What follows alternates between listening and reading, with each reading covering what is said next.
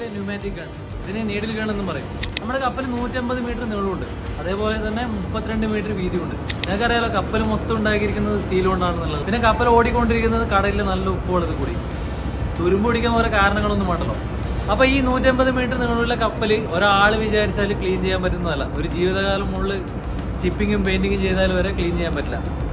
അപ്പോൾ നമ്മുടെ ഈ ഡെയിലി വർക്കിംഗ് അവേഴ്സിൽ എബിമാരും OSമാരും പമ്പിയും ട്രെയിനിയും അതുപോലെ സകല മിക്കവന്മാരും ഡേ വർക്കിൽ ചെയ്യുന്നൊരു പരിപാടിയാണ് ഈ ചിപ്പിങ്ങും പെയിൻറ്റിങ് എന്നുള്ളത്.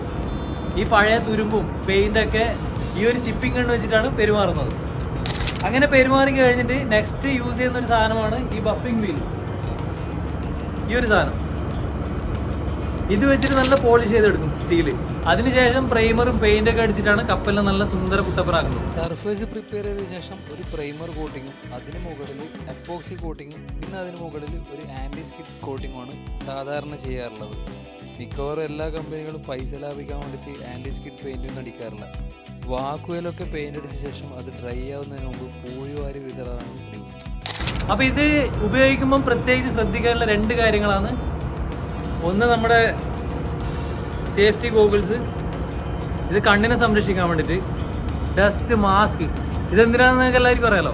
നമ്മൾ സിനിമയിലൊക്കെ പറയുന്ന പോലെ ശ്വാസകോശം സ്പോഞ്ച് പോലാണെന്ന് പറയാറില്ലേ, അതുപോലെ ശ്വാസകോശം സംരക്ഷിക്കാൻ വേണ്ടിയിട്ടാണ് ഇത് യൂസ് ചെയ്യുന്നത്. ഇത് മാത്രമല്ല കേട്ടോ, കപ്പലിലൊരു 100 കൂട്ടം പണികളുണ്ടാവും, അതിലൊന്ന് മാത്രമാണിത്. അപ്പോൾ വീഡിയോ ഇഷ്ടപ്പെട്ടെങ്കിൽ ചാനൽ സബ്സ്ക്രൈബ് ചെയ്യുക, ലൈക്ക് ചെയ്യുക. ഇനിയും കപ്പലിലെ കൂടുതൽ നല്ല നല്ല വീഡിയോയുമായി കാണുന്നവരെ സൈനിങ് ഓഫ്. Bye bye.